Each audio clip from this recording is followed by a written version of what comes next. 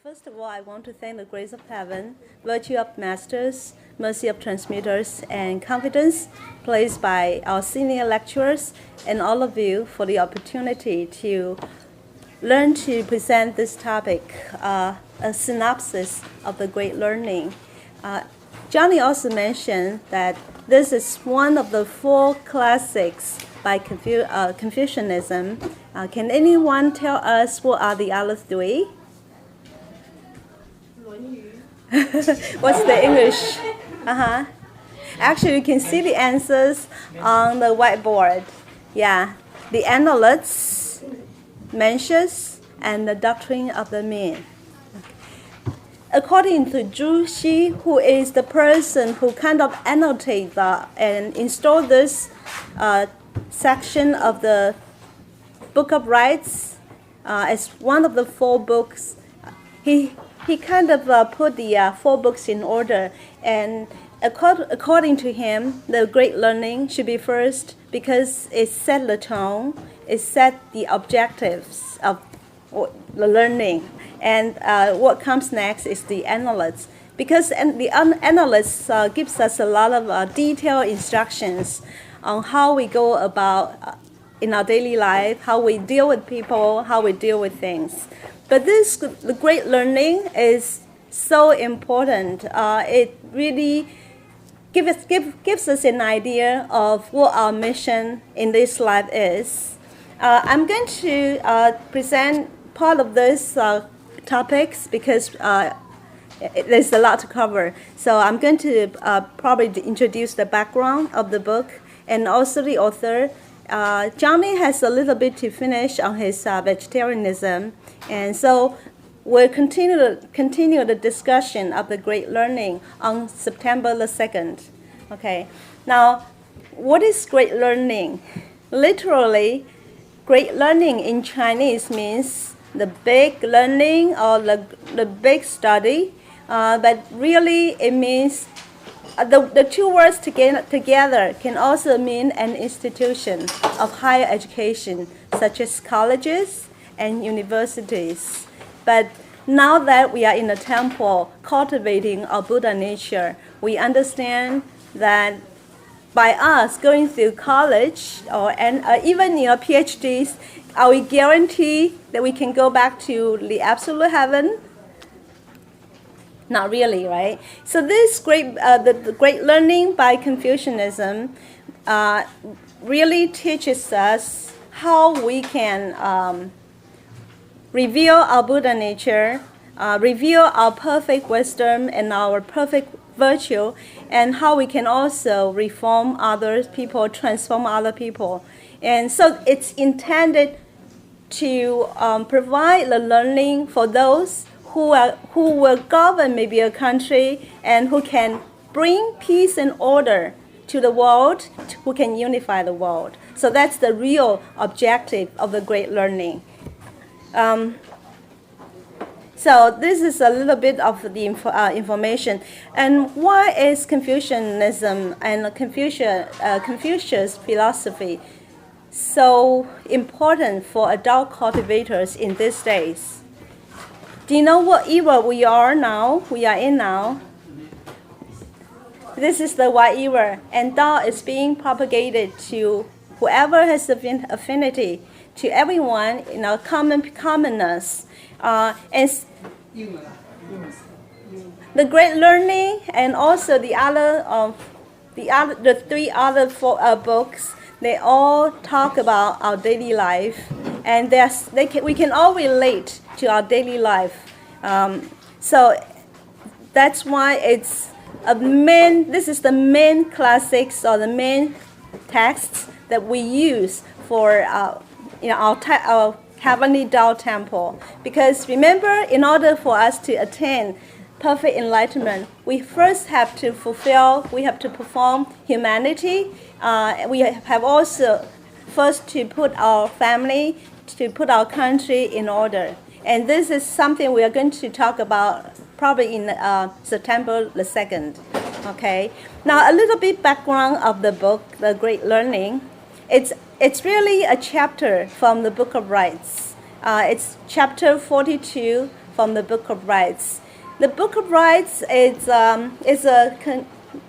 like a composition of articles and documents detailing the governance of a country, and also there are some details such as ceremonial rites, procedures, and also talk about how we should be virtuous and how we should help each other, how we should help ourselves. The book of the Great Learning has two components. Many times we know that the author of the Great Learning is Zhengzi, right? But really, the book is composed of two parts. The first part is the first chapter, which is also what we call the Jing, or the sutra, the text. And this part was actually by Confucius. And then the next 10 chapters are by Zhengzi, which are the commentaries or analysis of his understanding of the sutra, the text by Confucius. Remember, this is very important. It was written at a time when there was a lot of conflicts in China, right? Because it was written in the period of the warring states. So it really echoes people's yearning for peace, for order, for great harmony. But although it was about 4,000 years ago, 2,000 to 3,000 years ago, because 2,700, 2,600. But it still has a lot of impact on our world today. As we know, there's so much conflicts, there's so much chaos in the world. We know every day a lot of bad news scrape the headlines. We just had the terrorist attack in Barcelona. And let alone there's so much problems inside the U.S. territory. You probably all have heard of the protests. Okay, so if people really understand the principles in the Great Learning, and they actually apply these principles to their daily conduct in the governance of a family, a society, a country, then sooner or later everything will be brought to order. Okay. Now, I mentioned about the authors of the Great Learning. So the first part is by Confucius, and later on we'll have someone who's going to introduce Confucius to the whole class.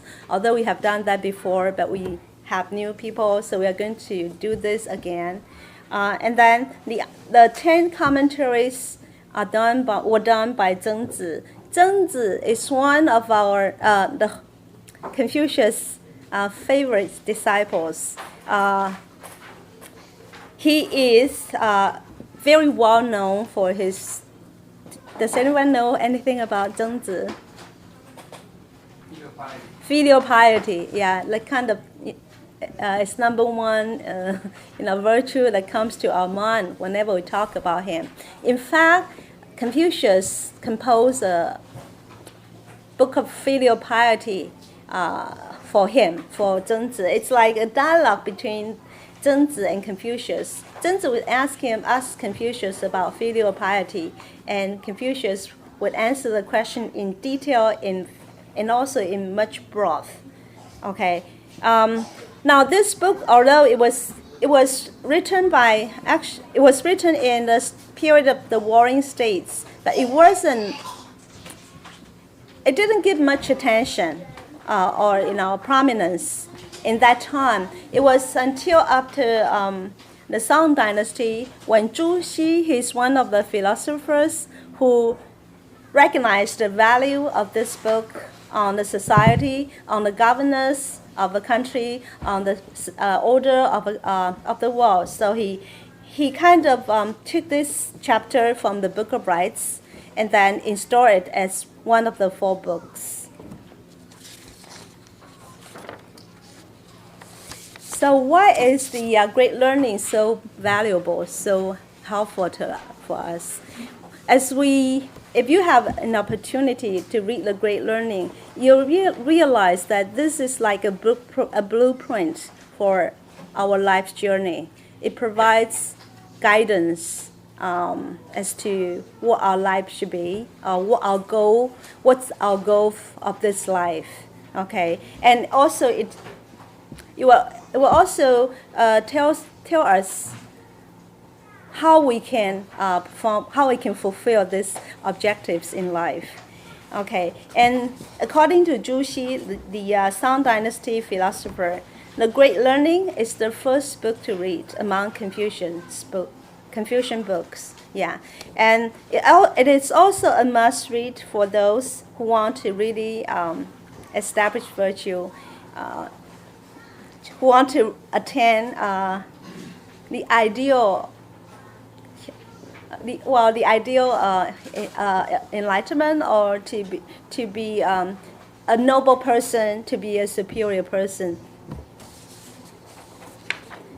And as I mentioned earlier in the class, we talk about that Confucianism is very well propagated now in this era, because Confucius and his disciples, they all talk about how we can raise well a family, how we can cultivate ourselves, and then how we can bring stability and harmony to your family. And because we have many harmonious families, how we can in turn bring order and harmony to this world. And so it's very, very helpful for our society today. And there have been many testimonies to how Confucianism can be like a very instrumental to our society today. There are some quotations by some of the well-known people. The first one is Arnold Toynbee. He is a British historian, and in one of his books he said that Buddhism, Taoism, and Confucianism hold the key to solving the problems we are facing today. Well, I think the actual words that he said is to solving the societal problems that we are facing in the 21st century. Yeah, our transmitter Jen always said, even the advanced spiritual civilization couldn't solve the problem. A lot of problems cannot be explained by scientific methods, psychologists.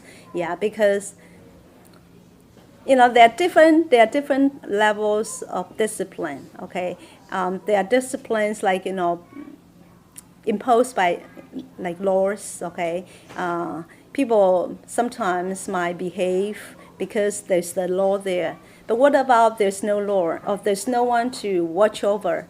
Okay, what happens? Yeah, and there's also the level of discipline by like causality, which is, we can say, it's a more advanced level. Yeah, if people understands the causality, then they might be more cautious when they do things. But really, the best level of discipline comes really from our virtue. It has to be from within.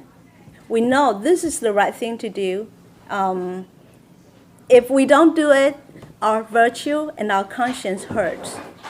Yeah, so this is the most, we say, the reliable means of self-discipline. And Confucian's philosophy talk a lot about virtue and conscience. How we can govern our self-governance. And there's also a Sweden physicist, Dr. Hans Elfven. He's one of the Nobel Prize honoree. He also say, if mankind is to survive, it must go back 25 centuries in time to tap the wisdom of Confucius. Yeah. So we are so lucky to be able to especially for us, the Chinese, we can read the Confucius classics, the 4 books in the original language. Of course, if we have any access to the books, to this the true teaching, we are still very very fortunate. Yeah, I think I was also learning to conduct some Chinese classes in Chinese on the Analects, the Great Learning, and also the Doctrine of Man. And I think gradually it has that kind of impact that sometimes we come across a situation and our human heart wants to, take the lead. But then these words from the, Confucianism, they kind of echo, resonate in our heart, in our mind, and then we know what is the right way to do things. Yeah. So gradually, it's going to get rid of some of the dusts, or we say the impurity in our personality, in our mind, and finally, it's our conscience, our true self that's going to reveal and guide us.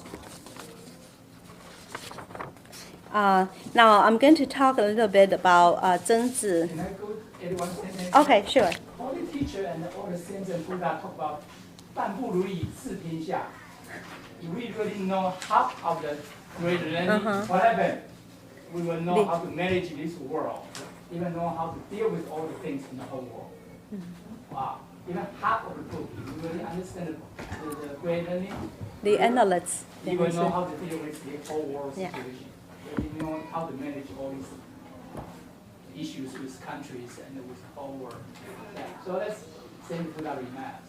So even for all the lectures about, everybody needs to have 4 books on their hand all the time. That's kind of one of the book, the Bible. Yeah. That shows everybody what Saint Buddha said. Yeah. And because before I tried to study the 4 books, I was thinking about I'm not a governor, why should I worry about the country, those kind of things, right? And then later on I realized after the sutra class, I realized basically the 4 books, all the sutra, they have the surface meaning and the deep inside meaning. And the country means our own, or ourselves. Person. Okay. Yeah, ourselves. So we can manage ourselves if the Buddha nature is the key. Thank you. Master. Right? Yeah. And the eyes, the senses, they are just, the Immediate. 附属, Followers. yeah, it's Common. 附属它。有一个皇帝，有一个其他的那个臣子。Yeah. Okay. Yeah. Alright, so that's what happened. It's not really say we can manage the whole country. No, manage ourselves. That applies to itself. In the That's addition, how you want to view it. I mean, yes. I mean, same thing with Buddhist scriptures. Same thing, Buddhist teachings. Same thing. So there's a surface meaning. Yeah, right? Surface meaning. It's not wrong. It's not wrong. It's just one level. That's one level. additional, Right. Then there's a higher level. Well, you can say higher. No. There's more like external. You can look at it U.S. external, internal. External is yes. How do you govern a country? That's not wrong. It's not wrong. important. It's right too. It's right. But see, that's the One of them. marvelous thing about we call Tao. Tao is inner and outer, both combined. Okay, all right. So it can apply externally.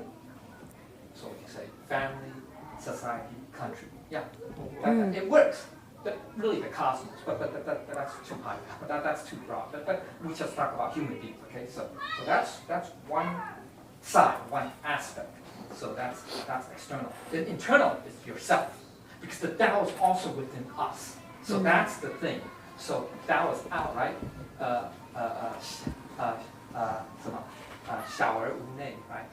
大大而无无外外，right？ So that's the 道。不在中间，不在内外。Yeah, there's nothing. It's everything. 就是一关，就是叫一关道，就是通。我们讲，so Buddha talk about 通 or 就近 right? Okay. So it's really the same. They just talk, look at it from different perspectives.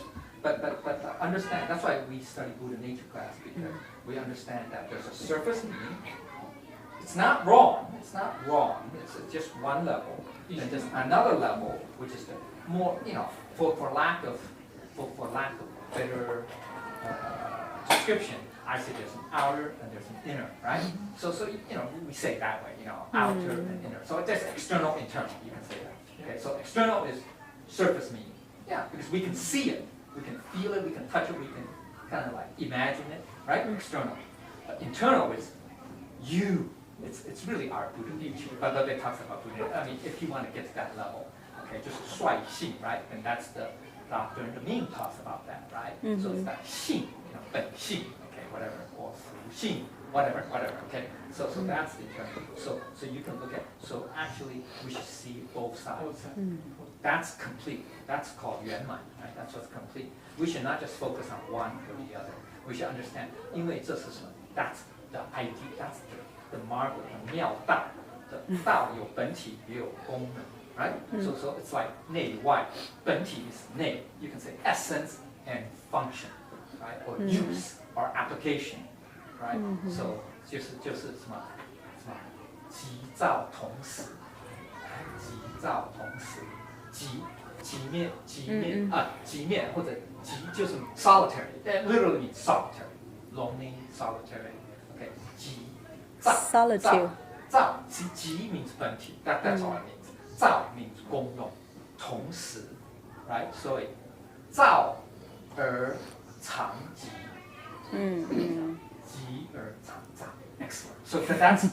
So that's the Tao, and that's you can say the core, the principle, the core idea behind all, be it Confucius, be it Lao Tzu, be it Buddha's teachings. That's it.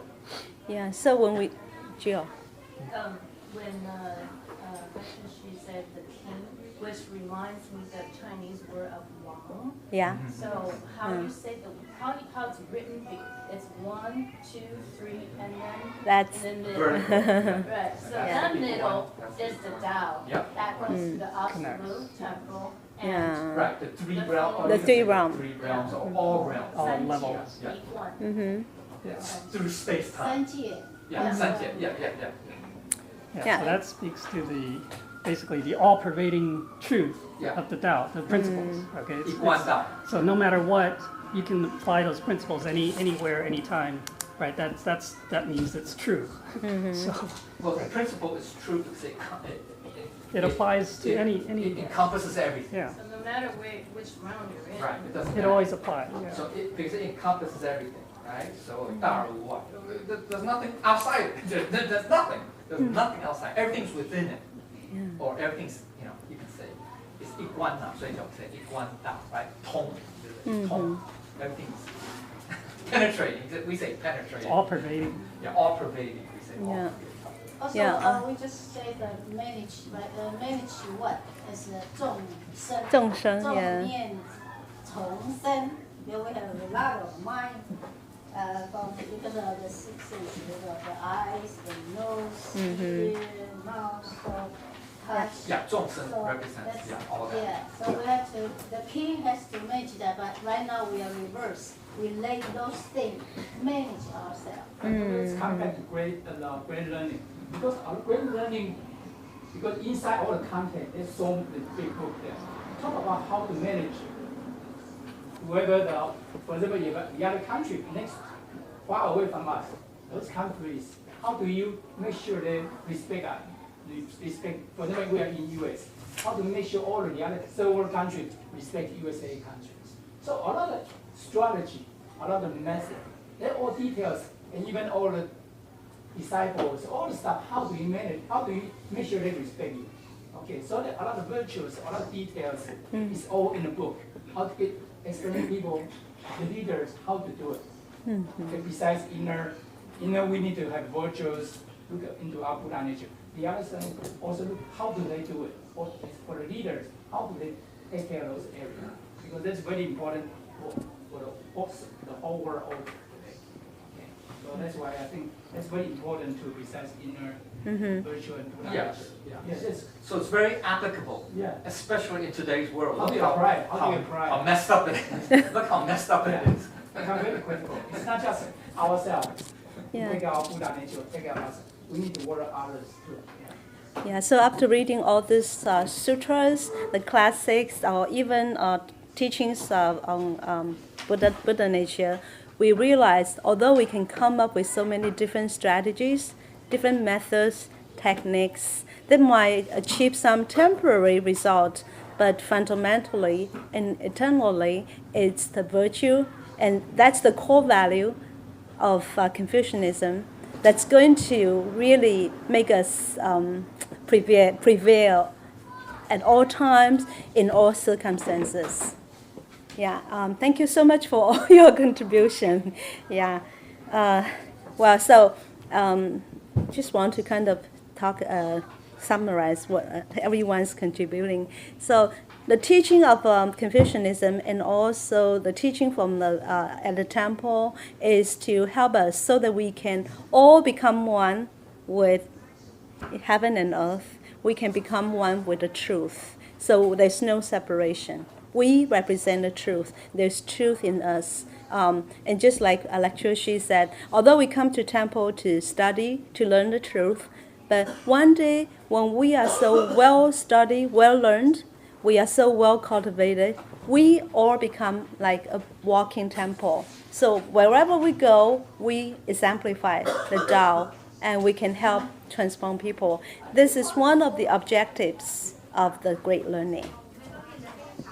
Okay, so allow me to go back to what I was talking about, the author Zhenzi. Okay, he's one of the favorite disciples of Confucius. He was born in 505 BC and he passed away at 435 BC. And he's a native of the state of the Lu. Remember, at that time, there are so many different states in China. That's why it's so scattered, so, there's so many, conflicts and chaotic, yes. And that's why, Confucius is trying to spread his idea of the world of great harmony. So Lu, we know that this is a very sacred place. There are so many, enlightened people who were born in that place. The state of Lu is in what we call Shandong province now in China. Okay, so Confucius was born there. Yan Hui, his other disciples. Actually, we also have quite a few Tao masters who were also born there. And we talk about that he was also very well noted for his filial piety. We're going to share some stories later. And he's really a person who bridged the transmission of the orthodox Confucian philosophy tradition, because he inherited the idea or the philosophy from Confucius himself. Before him, there was Yan Hui, who really was the first one to receive the transmission of the Tao from Confucius. But then Yan Hui, he passed away young, and so Zhenzi was the next one in the line to get the transmission of the true teaching. But then he taught the grandson of Confucius, who in turn taught Mencius. Yeah, Zisi is the grandson of Confucius, and he is the author of the Doctrine of the Mean. Yeah, well, actually, he compiled them, right? Yeah, it's also a chapter. Doctrine of them is also a chapter. Yeah, right. Yeah.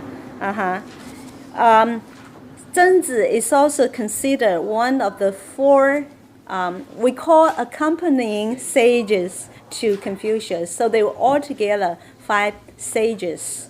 In Confucius, and then 颜回、曾子、子思 yeah, and Mencius, 他 yeah. 是雅圣，来，孟子是雅圣，孟子是雅圣 yeah. And this is 忠圣。子思曾子是忠圣。I think is it a sage of principles because it's a person of principle. Yeah, it's hard to really translate them. The title.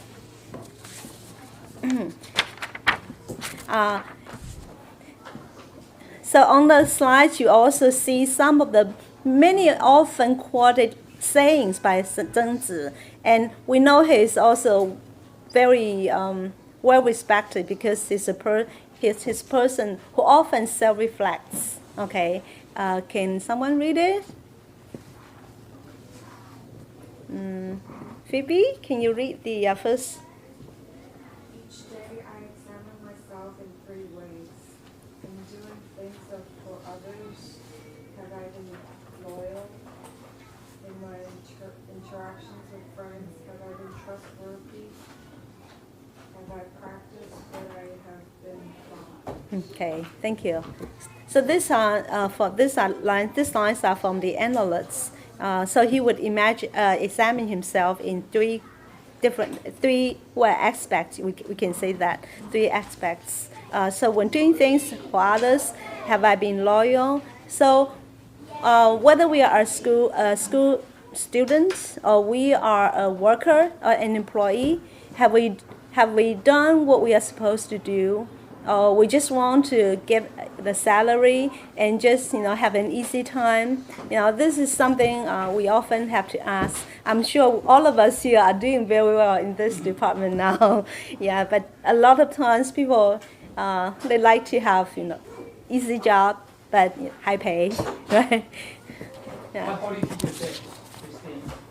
People always want high pay, little work, the close commute, Uh-huh. and promotions.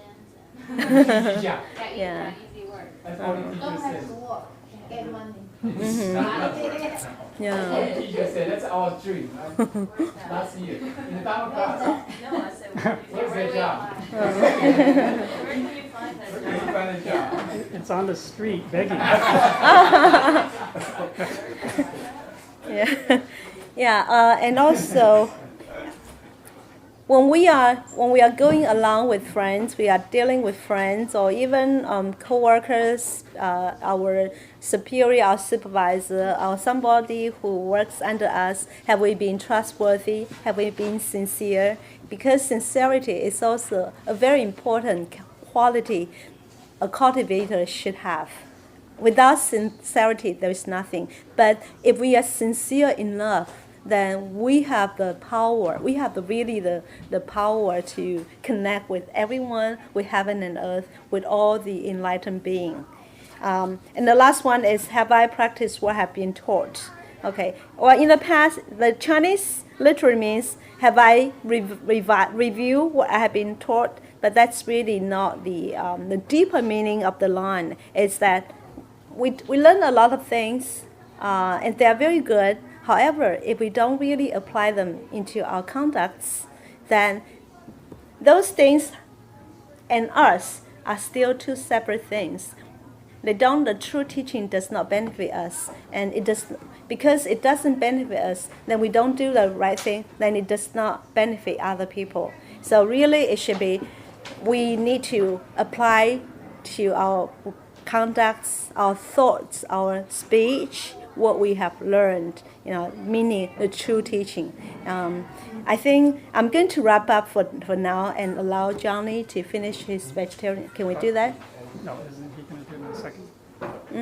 Huh? Yeah, because Chen Jie needs a complete hour, right? Yeah. So why don't we have you finish? Finish this session. Uh, Finish the session. You can finish it? Just one more thing. Okay. And also another well-known saying by Zhengzi is from a book of Filial Piety. He said, filial piety is the principle of the heaven, the righteousness of the earth, and the conduct of the people. Okay. So filial piety, that's how this whole universe or how this world is intended to have. Okay, because we say Tao begets one, right? Tao produces the first one, and the first one produces two. Two produces or creates a myriad of things. So no matter what, there's some kind of a creator. And without that, then nothing is possible. Nothing comes into existence. When we kind of bring it down, narrow it down to human beings, without our parents, we never have this opportunity to come to this world.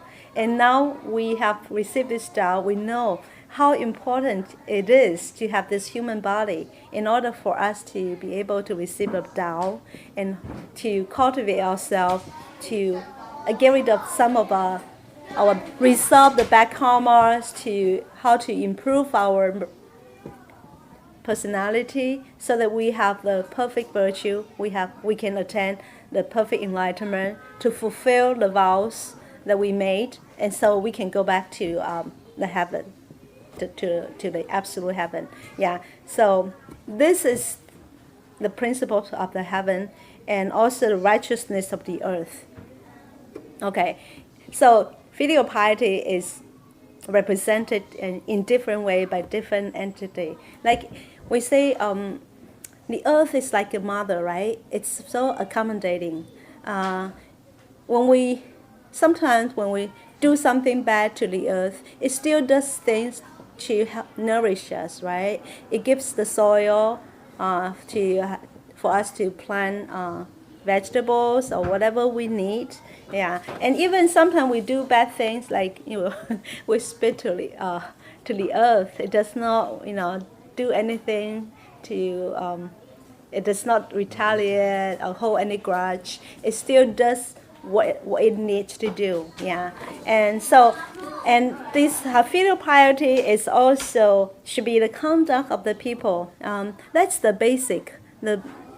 As I think it's mentioned who said that this is something basic that a human being should fulfill, the filial piety. Yeah, we all have parents. Yeah, and in our filial piety class, we talk about the 10 graces parenthood. Yeah, so if a person does not perform filial piety, then the person is not too much different from an animal. Even animals are very filial. Okay, the next one. What's the youngest? Next to Phoebe. Is it Vivian? Oh no, here. Oh. To be called a scholar, one must be open-minded as well as resolute. Since your burden is heavy and your course is long, if you take one as your burden, is it not heavy? If you continue to death, is it not long? Okay. Well, this is talking about the responsibility of mission of a scholar or a noble person, and also the mission. I don't think this is very well translated, but I'm going to kind of revise. So to be called a scholar is one who is well-read, who knows the principle. Then we have to be open-minded. We also have to be resolute. It means we have to be resolute in our aspiration. We have to be resolute in this path of cultivation. But we also have to be very broad-minded, so we are able to take in different opinions. And since your burden, here actually shouldn't be a burden, but our mission. There's a lot of mission. We have to first perfect ourselves. We also have to help bring so many people back to the absolute heaven. So we have a lot. We have a very important responsibility, and it does not take just 1 or 2 years for us to accomplish this task. So we have to be prepared for a lifetime, or maybe many lifetimes of work in order to bring peace and harmony to this world. Okay, but so if you really take this ren, okay, ren means benevolence, okay, as your burden, then it's burden, it's heavy. But if we think this is something we do, we enjoy in doing it, then this is not a burden anymore, okay? And also, Zhenzi encouraged all of, I guess, people of his contemporary or people in coming generations that we should really work on fulfilling this mission, work on perfecting ourselves until the last breath, our last breath. Never give up, right? And that's what we all should do. We are in this temple, we are cultivating, we should never give up. Like Dian Chen Si, our transmitter, often advises us in the Dao, cultivating the Dao, if we don't progress, then we regress. Yeah. It can be a rough journey, but if we persist, then the prospect is going to be very bright, and we can all go back to the absolute heaven. So to be in a place of peace and harmony. Every time a holy teacher came during the Dharma class, usually ask first question, do we make a progress? Do we, right? Always ask that question, right? So many times, some of us. Especially to staff members. Staff members. So we need to continue doing that. They can see that very clearly. We couldn't see ourselves. Just share with everybody, because teacher did mention about that. Because Zhenzi has emphasized like outside work, like each day I say myself 3 ways, right? Huai Gong, right? So it's External. important, but not like Yan Zi. Yan Fu Zi, he emphasized De Yi San, Chinese, that means when he knew Buddha nature, he emphasized Buddha nature. So most of them, when they cultivate the Tao, most of them are great, but the achievement is different. Yan Fu Zi and the Zhenzi, the achievement is different. So it's very Okay. important. Okay. That's why the sutra, the Buddha nature class is very, very important. Yeah. Thank you so much. So, 言子就是颜回。 Yeah. 颜回。 Yan Fu Zi. Yeah. That's why I think when he passed away, he was so sad, even sadder than when Confucius' son passed away. That's because Confucius was so whatever the saddest day in his life. Because he passed away. Yeah. 他是复圣 Yeah. that's his title. Yeah. 复圣 Confucius' title is 直圣 that means 至圣 supreme. 至圣 that means the highest, supreme, highest, supreme sage. Then 复圣 that 复 is no, not that 复. It means to, literally means to return, right? 复 双人旁的复 Return or maybe restore, restore, like restore, Confucius resume, tradition, to yeah. resume, to continue. Yeah, continue, Right, so yeah. it's the continuation of the sage. Mm-hmm. And then let's say 子师 is 树圣 He's very good at no, 真子 is 宗教的宗 Yeah. 就是宗旨 principle, Yeah. principle, say principle, yeah, principle. And then 述 means to narrate, literally means to Yeah. to talk or to speak about. So that's like to narrate, yeah, to continue. And then 雅圣 is, that means the second. 雅 means second. yeah, or secondary, right? Secondary, yeah. Secondary. Mencius. Mencius. Thank you so much. These titles were conferred on later on, probably during the Neo-Confucian age, Song Dynasty, Tang, Song Dynasty. Yes, later. by some of the Or Han, emperors. probably Han Dynasty. Yeah, but later, those titles were conferred by those later scholars. Okay. Thank you. So the next quote is, a gentleman makes friends by learning together, and he looks to friends to help him cultivate benevolence. Okay. So it means that when we learn together, then we can become friends. So learning together is like the vehicle when we can make friends. And nowadays, it's important for us to be able to have many good friends. These are all opportunities for us to bring the Tao to them, right? Yeah. And he also means a gentleman also looks to friend to help him cultivate benevolence. Yeah, so it means that we often talk about how other people, not just friends, but our family member, or maybe even our co-workers, they are all like mirrors. How they treat us or how they react to what we do serve to kind of remind us whether we are doing the right thing or doing the wrong thing.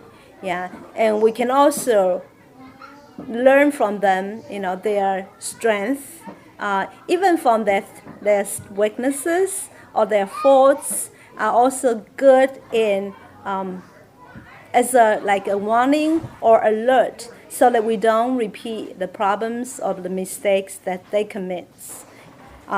So a wise person would make every opportunity to learn, to improve themselves, and to perfect their virtue.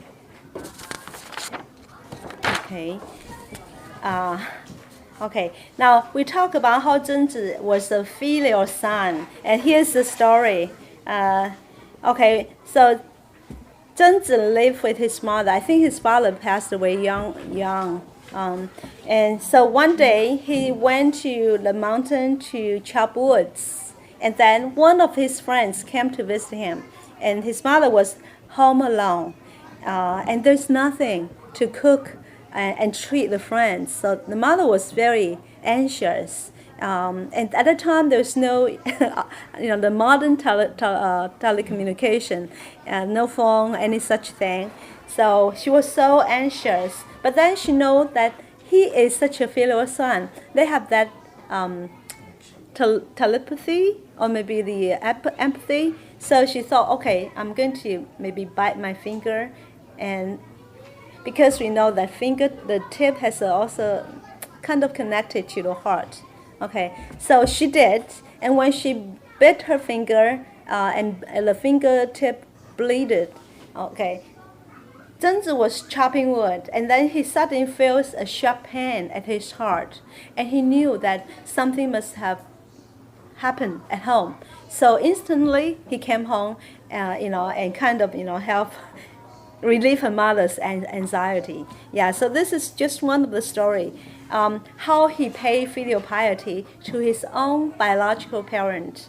And we also know at our temple that our parents are not just our biological parents, like Holy Teacher and our 18th matrix, they are also like our spiritual parents, right? Because of them, we are able to receive this the Tao.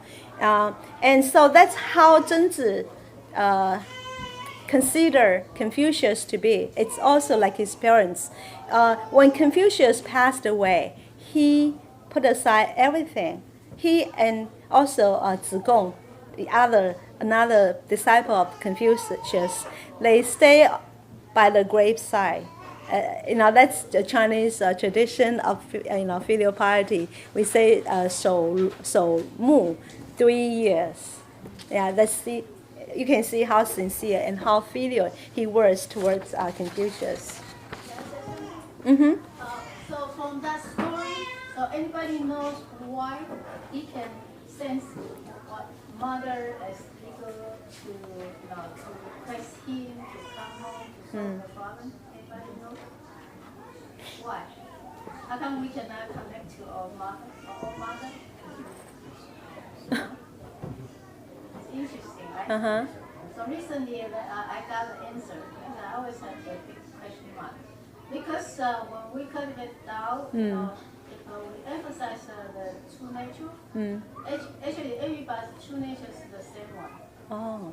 That's why I feel, each one is like a small drop of the water. But eventually we are going to everybody's go to the ocean. Yeah. The Buddha nature ocean, right? So we are all the same. So Buddha nature is all the same. So when they could very well, they connect to each other because people and people are equal, and object and the people are equal. Object and object equal. That's why the animal can sense.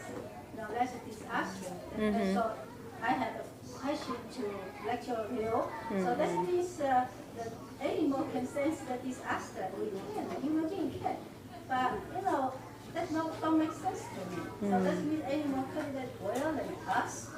And like lecture Leo says, because animal don't have a lot of the 胡思乱想, yeah. A lot of thinking in their mind. So Wandering they can thoughts, sense the delusional thoughts. Heaven can give them the signal. They can sense the disaster, so they escape. But us, we can. The tsunami came. We still have a vacation there, right? People still. That's why. Okay, thank you so much. It just means that when you cultivate very well, right? If our mind is calm, right? Or really, Buddha mentioned, Buddha said they call it ding, right? Ding. If we are ding, okay, that means up to the highest level, we can say that. Then that means there's no more thoughts, right? No more, we call conscious thoughts, okay? No more 妄念, 杂念, okay? If that's true, if we reach that level, then we are really at one. 融合天地 You can say 融合天地 That's at one. So then anything within 天地 anybody, you will feel, you can sense identical. That's that level.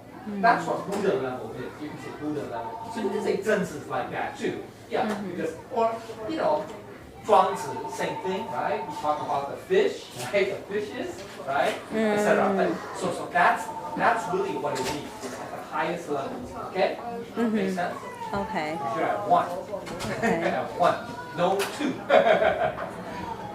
Okay, thank you so much for all your contributions. We'll have to continue on September the 2nd.